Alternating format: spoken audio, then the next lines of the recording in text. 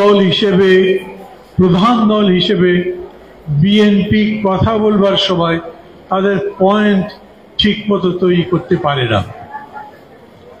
এটা একটা অদ্ভুত পরিস্থিতি চলছে। দেশে একটা সরকার আছে, এই যে 53 বছরের বাংলাদেশ সরকার ছিল, বিরোধী দলও ছিল, এখন বিরোধী দল আছে। আমি পত্রিকায় বিরোধী দল বলে কোন দলের নাম লিখতে দেখি না। এমনকি এই যে সালাউদ্দিন আহমেদ বক্তৃতা করলেন, ওনাদের দলও বলেন আমরা এই সরকারকে সমর্থন করি। সমস্ত দলই সরকারকে সমর্থন করে। তারপরেও আবার প্রশ্ন উঠছে নির্বাচনে, কেউ কেউ নির্বাচন বিরোধিতা করছে, কেউ কেউ আবার বলছেন নির্বাচনই দরকার নাই, 5 বছরই প্রফেসর ইউনূস ক্ষমতায় থাকুন।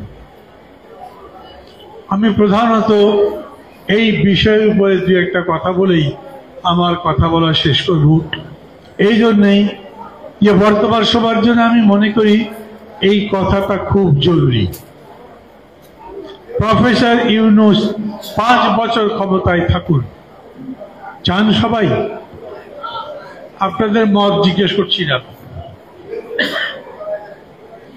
আমি প্রশ্ন করছি প্রফেসর ইউনূস নিজে 5 বছর ক্ষমতায় চান?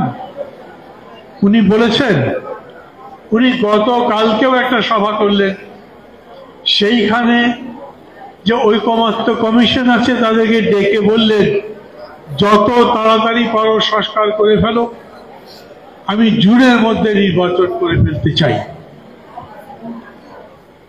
তো কারো সম্পর্কে যদি কথা বলতে হয় তাহলে সবার আগে তো প্রফেসর ইউনূসকে বলতে হবে।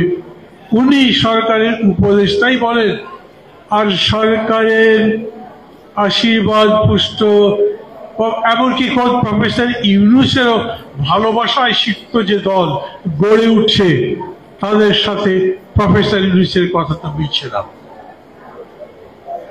সার্জিস আলম 5 বছর থাকার কথা বলেন, প্রথম উনি ওই কথা তোলেন, বাকি তার সাথে অন্যান্যরা একই কথা বলে।